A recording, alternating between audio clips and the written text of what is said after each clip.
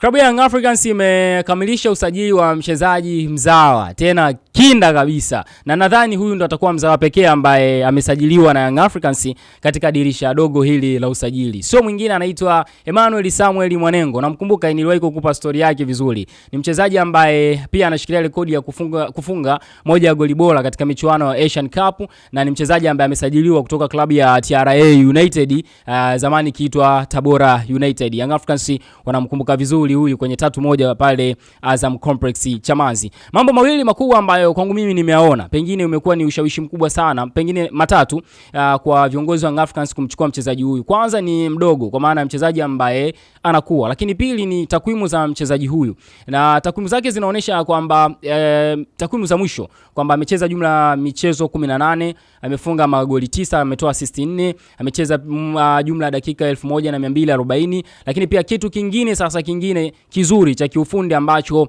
itakuwa kimewashawishi viongozi wa Young Africans ni shooting accuracy yake, ambayo inaonyesha ni 63%, kwa maana shooting ability yake ni kubwa sana. So ni mchezaji mzuri. Kwa nini Young Africans wamekuwa pia wanakutana na changamoto ya timu ambazo zinakaa sana nyuma? Nadhani hii nishaielezea sana. So moja option nzuri kwa timu ambazo zinakaa sana nyuma ni kupata wachezaji ambao shooting ability yao ni kubwa sana kama Emmanuel Samuel Mwanengo. So wamepata mchezaji mwingine ambaye anaweza kaja kuwa dawa nzuri pindo atakapokutana na timu za aina hii.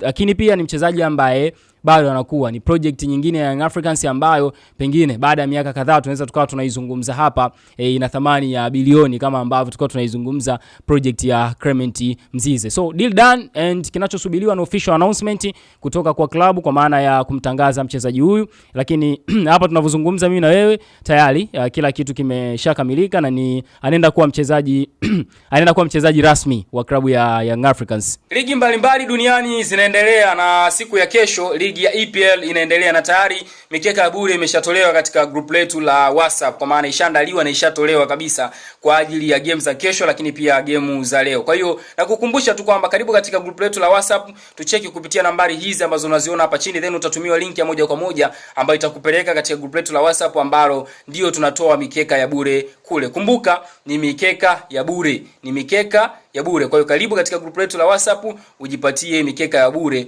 uvune huu uwekezaji ambao tumekuwa tukiwekeza.